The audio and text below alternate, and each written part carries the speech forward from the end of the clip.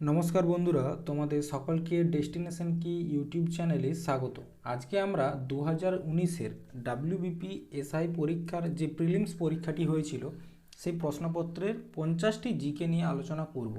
তার আগে বলে রাখি, এই যে প্রশ্নপত্রটা তোমরা দেখতে পাচ্ছ, এটা আমরা কলম বলে একটা ওয়েবসাইট আছে সেখান থেকে ডাউনলোড করেছি, ঠিক আছে। এরপর দেখো, প্রথমেই যে প্রশ্নটি রয়েছে, প্যালিও অন্টোলজি নিম্নোক্ত কোন বিষয়ের অধ্যয়ন, ঠিক আছে। উদ্ভিদ এবং প্রাণীজীবাশ্ম, আগ্নেয়গিরি নাকি বায়ুমণ্ডল নাকি শিলা। তো প্যালিওন্টোলজি হচ্ছে তোমার উদ্ভিদ এবং প্রাণীজীবাশ্ম, উদ্ভিদ এবং প্রাণীজীবাশ্মের নিয়ে যে পড়াশোনা তাকে বলা হচ্ছে প্যালিওন্টোলজি। এরপর দেখো, এই যে শিলাকে নিয়ে যে অধ্যয়ন তাকে কি বলা হয়? প্যাট্রোলজি। কি বলা হয়? প্যাট্রোলজি, ঠিক আছে। চলো নেক্সট দেখো, নিউটনের প্রথম গতিসূত্রটি পরিচিত হয়েছে স্থির নীতি, আপেক্ষিকতার মূলনীতি, কার্যকারিতা নীতি নাকি জড়তার মূলনীতি। তো মনে রাখবে, নিউটনের যে প্রথম গতিসূত্র রয়েছে সেটা হচ্ছে জড়তার মূলনীতি, যেখানে কি বলা হয়েছে যে কোনো বস্তুকে যদি বাইরের থেকে বল প্রয়োগ করা না হয় সেক্ষেত্রে স্থির বস্তু স্থির থাকতে চায় এবং সচল বস্তু সমবেগে সরল রৈখিকভাবে সচল থাকতে চায়, ঠিক আছে। এরপর দেখো পরবর্তী, জালিনওয়ালাবাগের হত্যাকাণ্ড কবে ঘটেছিল? জালিনওয়ালাবাগের হত্যাকাণ্ড 28 জুলাই 1914, 24 জুলাই 1935, 16 অক্টোবর 1905 নাকি 13 এপ্রিল 1919। তো এটা সকলেই জানো উত্তরটা 13 এপ্রিল 1919। এবং এই জালিনওয়ালাবাগের হত্যাকাণ্ডের পিছনের মেল কালপ্রিট কে ছিলেন? জেনারেল ও ডায়ার, ঠিক আছে, এটাও কিন্তু মনে রাখবে। এরপর দেখো, ভারতের রাষ্ট্রপতি নির্বাচিত হন রাজ্যসভা দ্বারা, সংসদের সদস্য এবং রাজ্য আইন পরিষদের সদস্যগণ দ্বারা, লোকসভা দ্বারা নাকি সংসদের সদস্য দ্বারা। দেখো এখানে অনেকেই কনফিউজ হতে পারে যে সংসদের সদস্য দ্বারা, এটা হবে না, ঠিক আছে। এখানে উত্তরটা হবে বিয়েরটা, সংসদের সদস্য এবং রাজ্য আইন পরিষদ সদস্যগণ। রাজ্য আইন পরিষদ বলতে কি, এখানে বাংলাটা হয়তো অনেকেই জানে না, তার জন্য এখানে দেখবে ইংরেজিতেও প্রশ্নটা রয়েছে, সেটা দেখে নিও একবার। Member of parliament and members of state legislative assembly, ঠিক আছে, যেখানে এমএলএরা বসে, এমএলসি কিন্তু নয়, মানে বিধানসভার কথা বলা হয়েছে। এরপর দেখো, আমাদের যে সংবিধানের মানে প্রেসিডেন্টের যে পদটি, সেই পদটি নিয়ে আলোচনা করা হয়েছে আর্টিকেল নাম্বার 52 থেকে 61-র মধ্যে, ঠিক আছে। এবং প্রেসিডেন্টের পদটি আমরা কোথার থেকে নিয়েছি? ব্রিটেন থেকে। এরপর আর্টিকেল নাম্বার 54 এখানেই কিন্তু প্রেসিডেন্টের ইলেকশন নিয়ে বা নির্বাচন পদ্ধতি নিয়ে বলা হয়েছে, ঠিক আছে। এখানে প্রত্যেকটা রাজ্যের যে এমএলএ আছে তারা ভোট দেয় এবং যারা পার্লামেন্টের সদস্য আছে তারা ভোট দেয়, ঠিক আছে। এবং প্রেসিডেন্টের যে ইলেকশন সেটা হচ্ছে একল সংক্রমণীয় আনুপাতিক প্রণালীর মাধ্যমে হয় বা সিঙ্গেল ট্রান্সফারেবল ভোটের মাধ্যমে হয়। এরপর দেখো, বীরবলের আসল নাম কি? মহেশ দাস, শ্যাম দাস, ভগবান দাস নাকি রামদাস। তো বীরবলের আসল নাম হচ্ছে কি? মহেশ দাস। এবং বীরবল হচ্ছে কি, যে মুঘল সম্রাট আকবর আছে তার একজন নবরত্নগুলির মধ্যে একজন বীরবল, ঠিক আছে। এবং মহেশ দাস হচ্ছেন এমন একজন ব্যক্তি যিনি নবরত্নদের মধ্যে পিএমের যে মানে একজন পিএমের যে কাজ, সেইটা মানে প্রধানমন্ত্রীর যে কাজ সেটাই করতো মহেশ দাস। এরপর দেখো, 1582 সালে, ঠিক আছে, যখন আকবর দিন ই ইলাহি প্রবর্তন করেন, একটা নতুন ধর্মমত দিন ই ইলাহি প্রবর্তন করেন, সেই ধর্মের যে প্রথম যিনি স্বীকার করেছিলেন সেই ধর্মটি, তার নাম হচ্ছে মহেশ দাস, ঠিক আছে, মহেশ দাস। এবং এই ধর্মটির পুরোহিত কাকে বলা হতো? পুরোহিত কাকে বলা হতো? আব্দুল ফজলকে। চলো নেক্সট দেখো, কি হীরা শক্ত হওয়ার কারণ কি? এটি কার্বন পরমাণু সমন্বয়ে গঠিত, সমস্ত 4টি ভ্যালেন্স ইলেকট্রন কোভ্যালেন্ট বন্ড দ্বারা প্রতিটি কার্বন পরমাণুর সাথে আবদ্ধ, এটি পোড়ানো যায় না, নাকি এটি একটি দ্বৈত অণু। তো দেখো এখানে অ্যান্সার হবে তোমার বিয়েরটা, সমস্ত 4টি ভ্যালেন্স ইলেকট্রনে কি হচ্ছে? কোভ্যালেন্ট বন্ড দ্বারা প্রতিটি কার্বন পরমাণুর সাথে যুক্ত থাকে, ঠিক আছে। লোকসভায় 0 আওয়ারের সর্বাধিক সময়কাল কত? 0 আওয়ারের সর্বাধিক সময়কাল 60 মিনিট, অনির্দিষ্টকাল 30 মিনিট নাকি 2 ঘন্টা? তো দেখো 0 আওয়ারে সর্বাধিক সময়কাল হচ্ছে তোমার 60 মিনিট। আমাদের যে পার্লামেন্ট আছে, ঠিক আছে, সেখানে টোটাল 5টা সেশনের মধ্যে বা 4টা সেশনের মধ্যে আলোচনা হয়। দেখো 11টার থেকে 6টা এটা হচ্ছে টাইম, ঠিক আছে, পার্লামেন্টের যে সেশন হয়, ঠিক আছে। এরপর 11টার থেকে 12টা এখানে কি করা হয়, এটা হচ্ছে প্রশ্নকাল, মানে বিভিন্ন ধরনের যে প্রশ্ন থাকে আমাদের এমপিরা সেই প্রশ্নগুলো করে থাকে। এরপর 12টার থেকে 1টা এইটা হচ্ছে তোমার শূন্যকাল বা 0 আওয়ার, এবং 1টার থেকে 2টা হচ্ছে লাঞ্চ, এবং 2টার থেকে 4টা, 2টার থেকে 6টা, ঠিক আছে, এটা হচ্ছে চর্চা, বিভিন্ন বিষয়ের উপর চর্চা করার সময় বা বিভিন্ন ধরনের যে প্রস্তাব সেগুলো পেশ করার সময় হচ্ছে 2টার থেকে 6টা। তাহলে টোটাল তোমার 4টা যে সিজন, সেটা 4টা সিজনে হচ্ছে। এরপর দেখো 12টার থেকে 1টা যেটাকে আমরা 0 আওয়ার বলছি, সেটা হচ্ছে কি শূন্যকাল, এবং এখানকার একটা বিশেষত্ব হচ্ছে যে পার্লামেন্টে যদি কেউ কাউকে কোনো প্রশ্ন করে তার জন্য আগাম তাকে সেই প্রশ্নটা লিখে জানাতে হয়, কিন্তু শূন্যকালে কোনো রকম আগাম নোটিশ না দিয়েই যে কোনো প্রশ্ন যে কোনো কাউকে করা যায়। এবং দেখবে যদি তোমরা পার্লামেন্টের সেশন দেখো ইউটিউবে, তো দেখবে সবসময় যেখানে বেশি চিৎকার হচ্ছে সেটা কিন্তু এই শূন্যকাল, ঠিক আছে। 1960 সালে, 1962 সালে, ঠিক আছে, 1962 সালে মিডিয়া এই সময়টার নাম দিয়েছিল শূন্যকাল বা 0 আওয়ার, ঠিক আছে। এরপর দেখো নিম্নলিখিত বিভাগের কোনটি থেকে ভারত তার জিডিপির সর্বাধিক অংশ লাভ করে?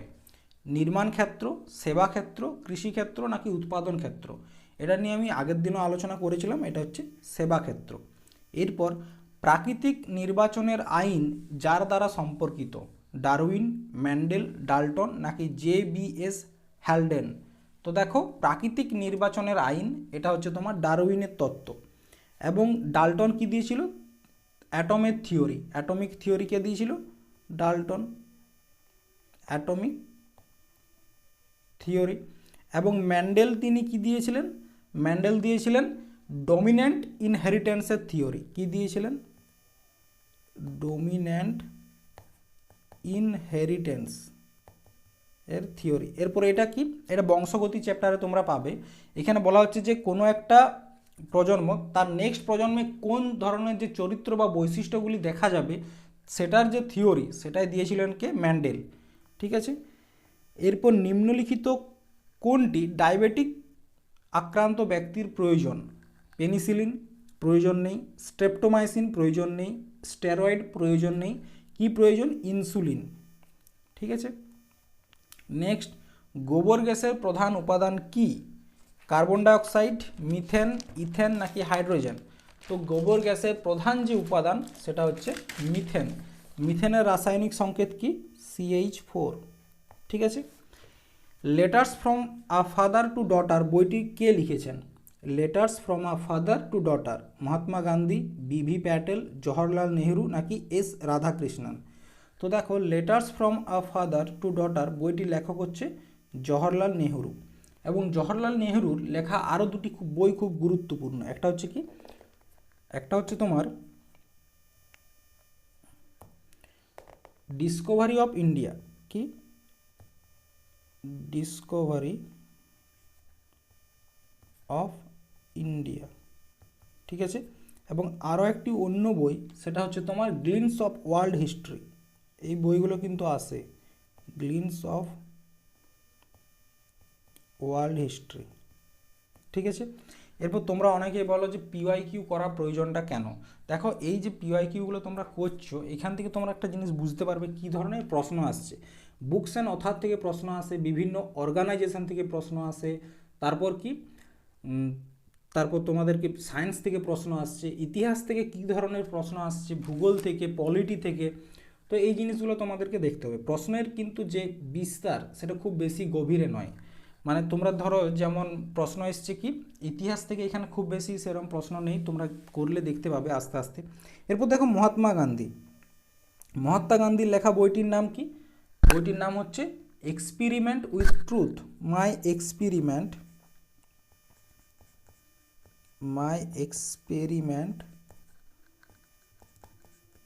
With truth. এই বইটির লেখককে?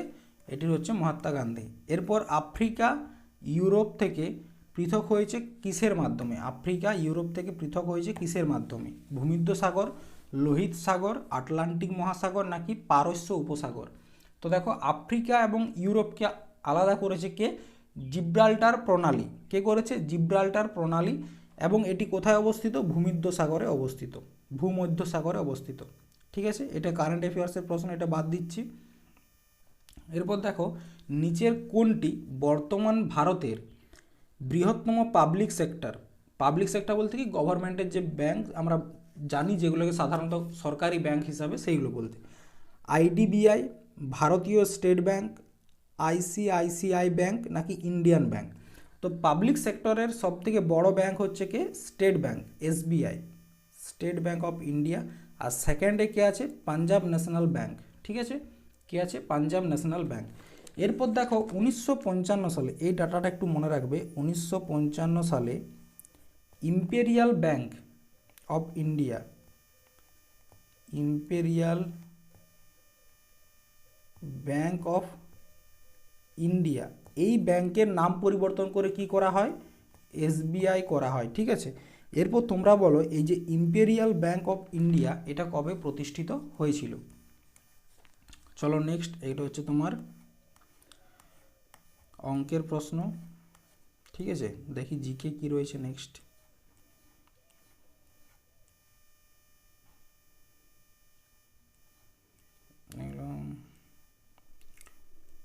নেক্সট কি রয়েছে? এগুলো সব রিজনিং এর চলছে। ঠিক আছে,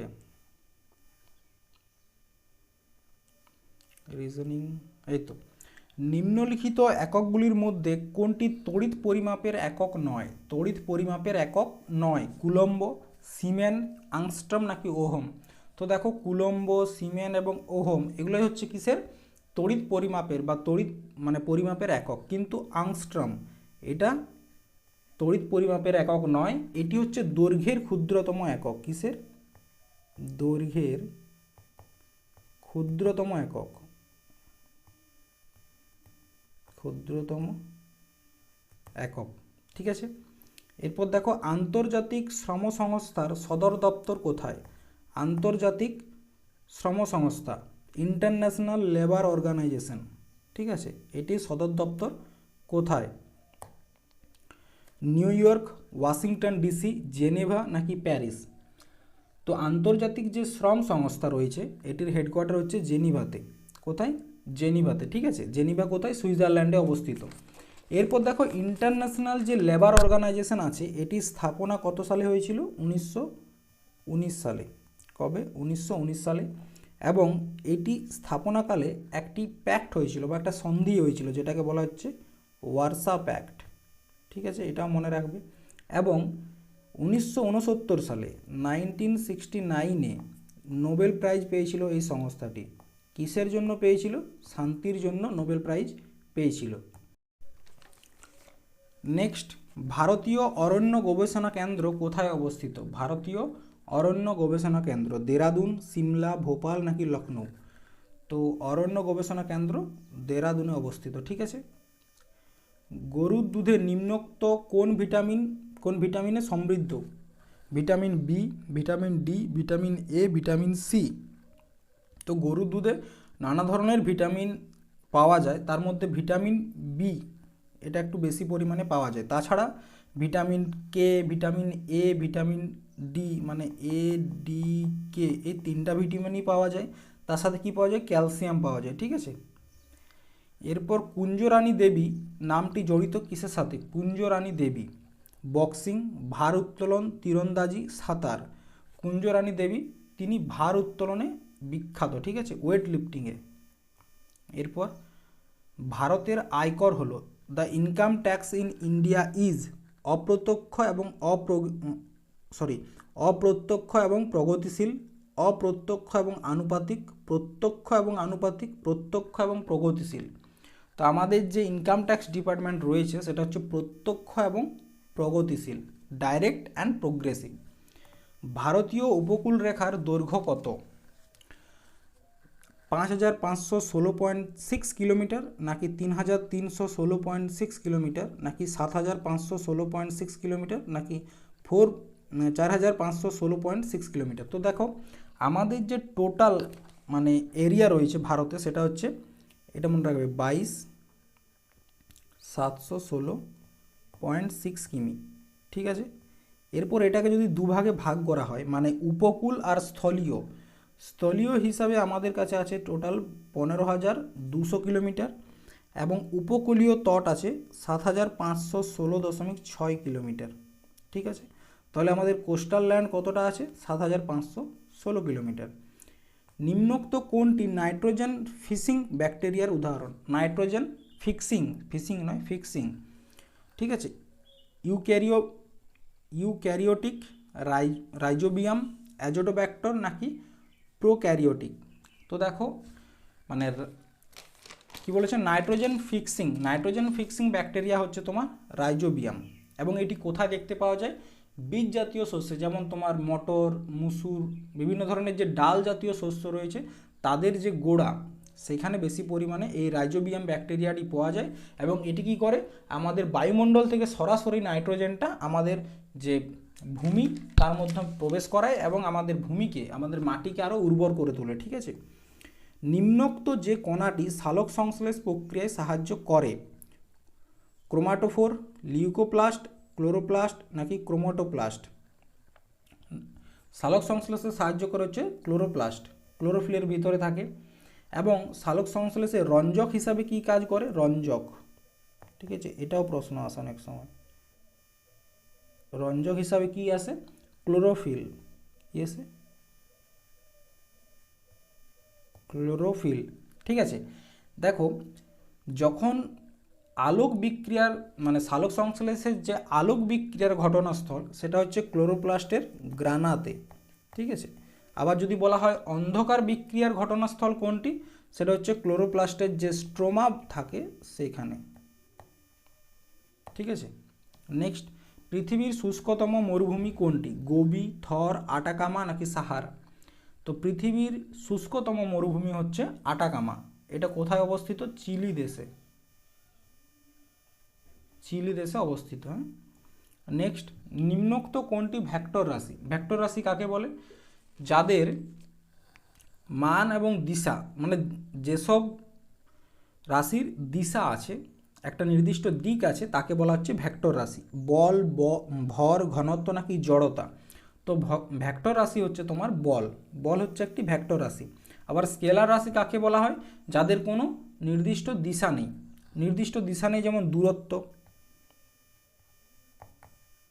দূরত্বের নির্দিষ্ট দিশা নেই, সময়ের নির্দিষ্ট দিশা নেই, শক্তির নির্দিষ্ট দিশা নেই, এগুলো হচ্ছে তোমার সব স্কেলার রাশি। আবার যদি বলা হয় ভেক্টর রাশি কোনগুলি? ভেক্টর রাশি যেমন বেগ, ঠিক আছে, ত্বরণ, ঠিক আছে, তাছাড়া রয়েছে তোমার বল, বলটা তো এখানে বললাম, বিস্থাপন, ঠিক আছে, এগুলো হচ্ছে তোমার ভেক্টর রাশি। এরপর 1761 সালের পানিপথের তৃতীয় যুদ্ধের সময় পেশোয়া কে ছিলেন? দ্বিতীয় বাজিরাও, মাধবরাও, প্রথম বাজিরাও নাকি বালাজি বাজিরাও? তো দেখো 1761 সালের যে পানিপথের যুদ্ধ মানে তৃতীয় পানিপথের যুদ্ধ, সেটা হয়েছিল মারাঠাদের সাথে। কার? আহমদ শাহ আবদালি। কার হয়েছিল? আহমেদ শাহ আবদালি। ঠিক আছে, এবং এখানে জয়ী কে হয়েছিল? আহমেদ শাহ আবদালি। এই পর্যন্ত মনে রাখো। এবং পেশোয়া হিসাবে কে ছিলেন? বালাজি বাজিরাও, যাকে আমরা কি নামে পরিচিত? নানা সাহেব। নানা সাহেব তিনি ছিলেন কে? তিনি ছিলেন বালাজি বাজিরাও এবং পেশোয়া ছিলেন। ঠিক আছে, এরপর প্রথম যে পানিপথের যুদ্ধ, তোমরা সকলেই জানো 3বার পানিপথের যুদ্ধ হয়েছিল। তাহলে প্রথম পানিপথের যুদ্ধ কত সালে হয়েছিল? 1526 সালে। কার কার মধ্যে হয়েছিল? বাবর এবং ইব্রাহিম লোধির মধ্যে হয়েছিল, এবং সেখানে জয়ী কে হয়েছিল? বাবর। আচ্ছা, সেকেন্ড পানিপথের যুদ্ধ কবে হয়েছিল? সেকেন্ড হয়েছিল 1556। ঠিক আছে, এবং এটা হয়েছিল আকবর ও হেমুর মধ্যে, আকবর এবং হেমুর মধ্যে, এবং এখানে জয়ী কে হয়েছিল? আকবর। ঠিক আছে, নেক্সট, জলদাপাড়া অভয়ারণ্যটি কোথায় অবস্থিত? মধ্যপ্রদেশ, পশ্চিমবঙ্গ, আসাম নাকি তামিলনাড়ু? তো তো জলদাপাড়া অভয়ারণ্য হচ্ছে পশ্চিমবঙ্গের আলিপুরদুয়ারে অবস্থিত। কোথায়? আলিপুর দুয়ারে অবস্থিত। নেক্সট, সূর্যের আলো কোনো ব্যক্তিকে তার স্বাস্থ্যের উন্নতি করতে সহায়তা করে, কারণ কি? প্রতিরোধ ক্ষমতা বৃদ্ধি পায়, অতিবেগুনি রশ্মি ত্বকের তেলকে ভিটামিন ডিতে রূপান্তরিত করে, ইনফ্রারেড আলো শরীরে ব্যাকটেরিয়া হত্যা করে, ত্বকের রঞ্জক কোষগুলি উদ্দীপ্ত হয় এবং একটি স্বাস্থ্যকর টান তৈরি করে। না, কারণ হচ্ছে দেখো, ভিটামিন ডি আমরা কোথা থেকে পাই? সূর্যের থেকে পাই। তার জন্য বিয়েরটা সঠিক উত্তর হবে, অতিবেগুনি রশ্মি ত্বকের তেলকে ভিটামিন ডিতে রূপান্তরিত করে। পশ্চিমবঙ্গের কোন জেলায় রাজা রামমোহন রায় জন্মগ্রহণ করেন? হুগলি, নদিয়া, বর্ধমান নাকি মুর্শিদাবাদ? তো দেখো, রাজা রামমোহন রায় তিনি হুগলি জেলায় জন্মগ্রহণ করেছিলেন। এরপর একটা প্রশ্ন আসে যে রাজা রামমোহন রায়কে এই যে রাজা উপাধিটা এটা কে দিয়েছিলেন? মনে রাখবে, মুঘল সম্রাট আকবর দ্বিতীয়, আকবর নয়, ঠিক আছে, আকবর দ্বিতীয় তিনি রাজা উপাধিটি দিয়েছিলেন রামমোহন রায়কে, ঠিক আছে। এরপর বলছে নিচের কোনটি দক্ষিণ এশিয়া আঞ্চলিক সহযোগিতা সংস্থার সদস্য নয়, মানে সার্কের সদস্য নয়? সার্কের এখানে দেখো ফুল ফর্মটা দেওয়া রয়েছে, south Asian Association of Regional Cooperation, ঠিক আছে, এটা হচ্ছে সার্কের ফুল ফর্ম। দেখো উত্তরটা হচ্ছে মায়ানমার, উত্তরটা বলে দিলাম। এরপর দেখো ডিটেলসটা একটু দেখে নাও। SAARC South Asian Association of Regional Cooperation, ঠিক আছে। এটা স্থাপনা হয়েছিল কবে? এটা স্থাপনা হয়েছিল তোমার 1985 সালে। স্থাপনা হয়েছিল কবে? 1985, 1985, ঠিক আছে। এটির হেডকোয়ার্টার কোথায় অবস্থিত? কাঠমান্ডু। কাঠমান্ডু কোথায়? নেপাল, ঠিক আছে, কাঠমান্ডু নেপাল অবস্থিত। টোটাল সদস্য সংখ্যা হচ্ছে 8টি দেশ। 8টি দেশ কি কি? একটা হচ্ছে ইন্ডিয়া, নেপাল, ঠিক আছে, ইন্ডিয়া নেপাল দুটো হয়েছে, শ্রীলঙ্কা, ভুটান, বাংলাদেশ, আফগানিস্তান, পাকিস্তান এবং মালদ্বীপ, ঠিক আছে। নেক্সট দেখো কি রয়েছে, নেক্সট প্রশ্ন, নেক্সট এই তো, নাটোর সম্পূর্ণ নাম কি? North American treaty organization, new Atlantic treaty organization, north Atlantic treaty organization নাকি নিউ আমেরিকান ট্রিটি অর্গানাইজেশন? তো নাটোর যে ফুল ফর্ম সেটা হচ্ছে নর্থ আটলান্টিক ট্রিটি অর্গানাইজেশন। এটার স্থাপনা হয়েছিল 4 এপ্রিল 1949। কবে স্থাপনা হয়েছিল? 4 এপ্রিল 1949, ঠিক আছে। আচ্ছা, এটির হেডকোয়ার্টার কোথায় অবস্থিত? এটার যে হেডকোয়ার্টার সেটা অবস্থিত হচ্ছে তোমার ব্রুসেলসে। কোথায়? ব্রুসেলস। দেখতে পাচ্ছ তো অর্গানাইজেশনে কত প্রশ্ন। ব্রুসেলস এটা কোথায় অবস্থিত? বেলজিয়াম, ঠিক আছে। এবং নাটোর নবীনতম দেশ কোনটি? নবীনতম দেশ কোনটি? সেটা হচ্ছে সুইডেন, ঠিক আছে, নাটোর নবীনতম দেশ। এরপর দ্রোণাচার্য পুরস্কার দেওয়া হয় ক্রীড়া সম্পাদকের, আম্পায়ারদের, প্রশিক্ষকদের নাকি ক্রীড়াবিদদের? তো দেখো, দ্রোণাচার্য যে পুরস্কার সেটা দেওয়া হয় কোচদেরকে বা প্রশিক্ষকদের। কারণটা কি? দ্রোণাচার্য কে ছিলেন? তিনি একজন টিচার ছিলেন, একজন কোচ ছিলেন, ঠিক আছে। তো নাম থেকেই আশা করি তোমরা বুঝতে পারবে যে এটা কিসে দেওয়া হয়, প্রশিক্ষকদের দেওয়া হয়। মাতাতিলা জলবিদ্যুৎ প্রকল্পটি কোন নদীর ওপর অবস্থিত? ঠিক আছে, মাতাতিলা মহারাষ্ট্রের কয়না নদী, গুজরাটের তাপ্তি নদী, উত্তরপ্রদেশের বেতোয়া নদী, উড়িষ্যার মহানদী? তো এটার অ্যান্সার হচ্ছে তোমার উত্তরপ্রদেশের বেতোয়া নদী, ঠিক আছে। নেক্সট, গীতা গোপীনাথ কোন আন্তর্জাতিক সংস্থায় নিযুক্ত হওয়া প্রথম মহিলা প্রধান অর্থনীতিবিদ? Gita Gopinath is the first women chief economist to be appointed to which international organization? Asian অবকাঠামো, Asian Infrastructure Investment Bank, World Bank, Asian Development Bank নাকি ইন্টারন্যাশনাল মনিটারি ফান্ড বা আন্তর্জাতিক মুদ্রা তহবিল? তো অ্যান্সার হচ্ছে IMF বা ইন্টারন্যাশনাল মনিটারি ফান্ডের প্রথম চিফ ইকোনমিস্ট কে ছিলেন গীতা গোপীনাথ। ঠিক আছে। আচ্ছা, ইন্টারন্যাশনাল যে মনিটারি ফান্ড আছে সেটা কবে স্থাপিত হয়? 1945-এ। এবং ঠিক একই বছরে একই দিনে আরও একটি স্থাপনা হয় ওয়ার্ল্ড ব্যাংক এবং IMF, এই দুটো একসাথেই কিন্তু স্থাপনা হয়েছিল এবং দুটারই হেডকোয়ার্টার হচ্ছে ওয়াশিংটন ডিসি। কোথায়? Washington DC. ঠিক আছে। এবং IMF বা ইন্টারন্যাশনাল মনিটারি ফান্ডের টোটাল কান্ট্রি হচ্ছে 190টি। ঠিক আছে। এবং নবীনতম হচ্ছে এন্ডোরা। এরপর তোমাদের মধ্যে প্রশ্ন আসবে ওয়ার্ল্ড ব্যাংক এবং IMF এর মধ্যে পার্থক্য কী? ওয়ার্ল্ড ব্যাংক হচ্ছে ধরো যদি কোনো একটা দেশ লোন চায়, বেশি সময়ের জন্য লোন চায় বা কোনো রকম ইনফ্রাস্ট্রাকচার তৈরি করার জন্য লোন চায়, সেক্ষেত্রে ওয়ার্ল্ড ব্যাংকের কাছে যায়। কিন্তু কোনো দেশের খুব আর্জেন্ট যদি লোন প্রয়োজন হয়, খুব কম সময়ের মধ্যে লোন প্রয়োজন হয়, সেক্ষেত্রে হচ্ছে কি IMF এর কাছে যায়। এবং মনে রাখবে যে দেশ IMF এর কাছে লোন নেয় সে দেশ অর্থনীতির দিক থেকে একেবারে ভেঙে পড়েছে, সেটা তার একটা এক্সাম্পল, যেমন পাকিস্তান, শ্রীলঙ্কা। ঠিক আছে।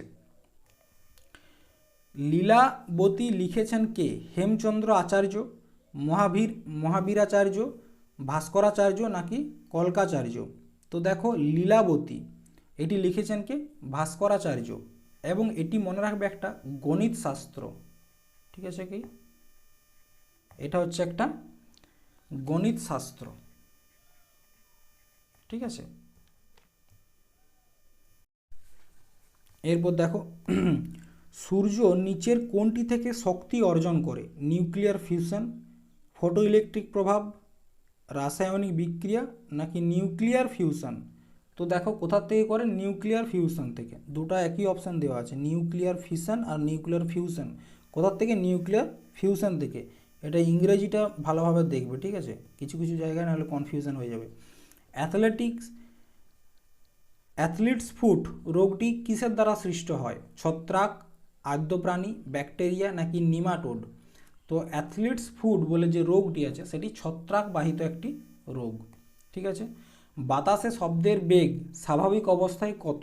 332 metre per second, 3320 metre per second, 30 metre per second নাকি 3200 মিটার পার সেকেন্ড?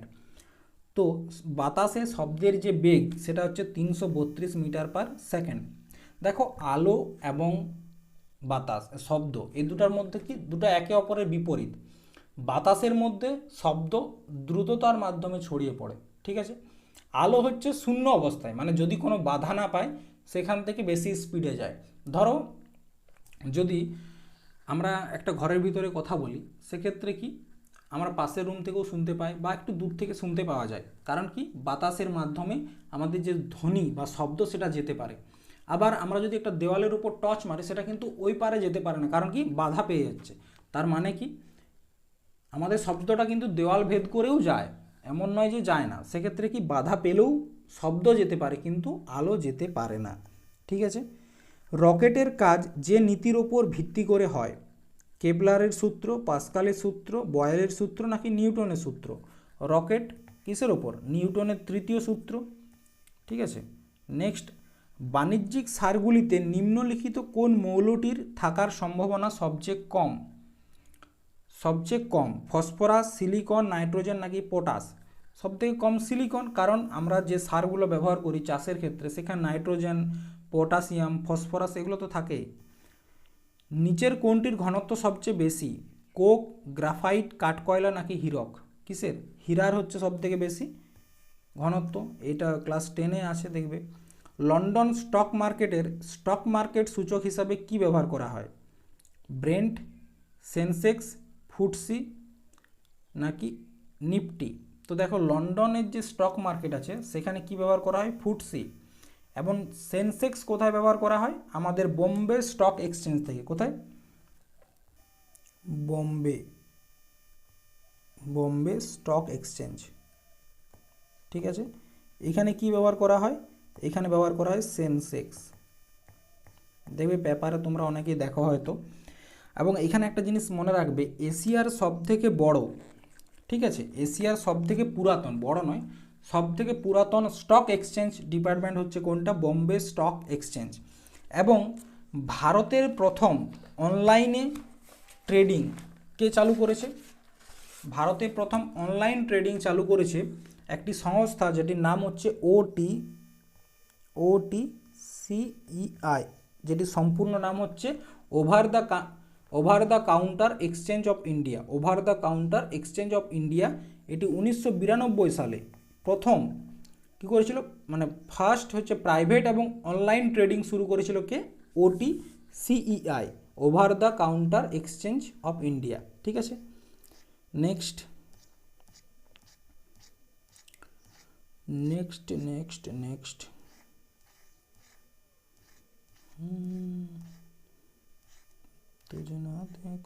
এতো নিম্নলিখিত নোবেল গ্যাসগুলির মধ্যে যেটি বায়ুমণ্ডলে অনুপস্থিত সেটি হলো কি?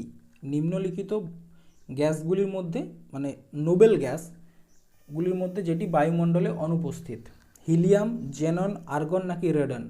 অনুপস্থিত হচ্ছে রেডন, এবং মনে রাখবে আর্গন। ঠিক আছে, এটা বায়ুমণ্ডলে সর্বাধিক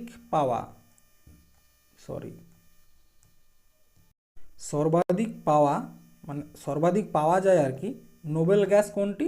আর্গন। ট্র্যাক এবং ফিল্ড তারকা কার্ল লুইস 1984 সালের অলিম্পিক গেমসে কটি স্বর্ণপদক জিতেছিলেন? 3টি, 8টি, 2টি নাকি 4টি? তিনি কটি জিতেছিলেন? 4টি জিতেছিলেন। ঠিক আছে, এবং তিনি 1980-র দশকে এবং 1990-এর দশকে টোটাল 9টি গোল্ড জিতেছিলেন। ঠিক আছে, নিচের কোনটি রিজার্ভ ব্যাঙ্ক অফ ইন্ডিয়ার কাজ নয়? সরকারের কাছে ব্যাংকার নাকি ব্যাংক নোট ইস্যু করা, সাধারণ মানুষের আমানত গ্রহণকারী নাকি বাণিজ্যিক ব্যাংকগুলির নগদ সংরক্ষণের প্রহরী হিসাবে কাজ করা? তো দেখো, কাজ নয় হচ্ছে সাধারণ মানুষের আমানত গ্রহণ করা। তো এই প্রশ্নটা নিয়ে তোমাদের সাথে আরও একটু পরে আলোচনা করছি। আরবিআই থেকে খুব প্রশ্ন আসে, তো সেটা নিয়ে আলোচনা করব। তার আগে বাকি প্রশ্নগুলো দেখে নিই। কালো সুতির মাটির অন্য প্রচলিত নাম কি? ভাঙ্গর, রেগুর, ভাবর নাকি খাদর? তো মনে রাখবে, কালো মাটি বা ব্ল্যাক কটন সয়েলের অন্য একটা নাম হচ্ছে রেগুর মৃত্তিকা। কি বলা হয়? রেগুর মৃত্তিকা। এবং মাটিকে নিয়ে যে পড়াশোনা, স্টাডি অফ সয়েল, তাকে কি বলা হয়? Study of soil. এটাকে কি বলা হয়? এটাকে বলা হচ্ছে পেডোলজি। ঠিক আছে, এবং 5ই ডিসেম্বর, কবে? 5th ডিসেম্বর আমরা কি পালন করি? World soil day. ঠিক আছে, বিশ্ব ভূমি দিবস। কোন শিলালিপিতে অশোকের নাম করা হয়েছে ব্যক্তিগতভাবে তার উপাধি দেবনামপিয়া মাস্কি? ঠিক আছে, এটা তো সকলে জানো। নিম্নলিখিতগুলির মধ্যে কোনটি কণা নয়? Beta, gamma, alpha, delta? তো দেখো, ডেল্টা কিন্তু কোনো কণা নয়, কিন্তু বিটা, গামা, আলফা এগুলো হচ্ছে কি তেজস্ক্রিয় কণা। এরপর তোমাদেরকে যেটা বলছিলাম যে আরবিআই সংক্রান্ত কয়েকটা তথ্য তোমাদেরকে এখানে বলবো। ঠিক আছে, এখানে বলি, দেখো আরবিআই সম্পূর্ণ নাম হচ্ছে রিজার্ভ ব্যাঙ্ক অফ ইন্ডিয়া, এবং এটি প্রথমে ভারত, পাকিস্তান এবং মায়ানমারের সেন্ট্রাল ব্যাঙ্ক হিসাবে কাজ করত। বর্তমানে শুধুমাত্র ভারতের সেন্ট্রাল ব্যাঙ্ক হিসাবে কাজ করে। আরবিআইয়ের যে স্থাপনা, তার জন্য একটা কমিটির সিফারিশ নেওয়া হয়েছিল, যে কমিটির নাম হচ্ছে ইয়ং হিল্টন আয়োগ বা শাহী আয়োগ বা রয়্যাল আয়োগ। তার সিফারিশে 1934-এর, ঠিক আছে, 1934-এর যে আরবিআই অ্যাক্ট, তার মাধ্যমে 1935 সালে, কবে? 1935 সালের 1 এপ্রিল কী করা হয়? আরবিআইয়ের স্থাপনা করা হয়। আরবিআইয়ের প্রথম যে হেডকোয়ার্টার, সেটা ছিল কলকাতাতে। পরবর্তী ক্ষেত্রে 1937 সালে, ঠিক 1937 সালে এটির হেডকোয়ার্টার পরিবর্তন করে কোথায় করা হয়? মুম্বাইতে করা হয়। এবং এটির ন্যাশনালাইজেশন বা রাষ্ট্রীয়করণ কবে হয়েছিল? রাষ্ট্রীয়করণ হয়েছিল 1 জানুয়ারি 1949। এখান থেকে প্রশ্ন আসে, নোট করবে। রাষ্ট্রীয়করণ হয়েছিল 1949 সালের 1 জানুয়ারি। এরপর দেখো, এখান থেকে আরও একটা প্রশ্ন আসে, সেটা হচ্ছে কি যে রিজার্ভ ব্যাঙ্ক অফ ইন্ডিয়ার প্রথম গভর্নর কে ছিল? প্রথম গভর্নর, ঠিক আছে, ফার্স্ট কে ছিল? তার নাম হচ্ছে অসওয়ান স্মিথ। কি নাম? অসওয়ান স্মিথ। স্মিথ এবং প্রথম ভারতীয় ফার্স্ট ইন্ডিয়ান কে ছিল? সিডি দেশমুখ। ঠিক আছে, এই কয়েকটা পয়েন্ট তোমরা মনে রাখবে এবং তোমরা আরও একটা জিনিস করবে যে বর্তমানে আরবিআই এর কে গভর্নর সেটা কমেন্টে জানাবে। ঠিক আছে, তো আজকে এই পর্যন্তই। আজকে WBPSI 2019-এর PYQ আলোচনা করেছি, প্রশ্নগুলো তোমরা দেখেছো কীরকম এসছে। আর আরেকটা যেটা বলার ছিল সেটা হচ্ছে কি, WBP এবং কেপির যে পরীক্ষার নোটিফিকেশান, ঠিক আছে, সেটা বলা হয়েছে যে ডিসেম্বর থেকে ফেব্রুয়ারির মধ্যেই পরীক্ষাটা হবে এবং 2025 সালের জানুয়ারি মাসের মধ্যে আরও একটা আবগারি নতুন ভ্যাকেন্সি আসবে, প্রায় 1500 মতো ভ্যাকেন্সি থাকবে এসআই এবং কনস্টেবল নিয়ে। তো তোমরা সেটার জন্য প্রস্তুতি নেওয়া শুরু করতে পারো। আজকে এই পর্যন্তই, ধন্যবাদ।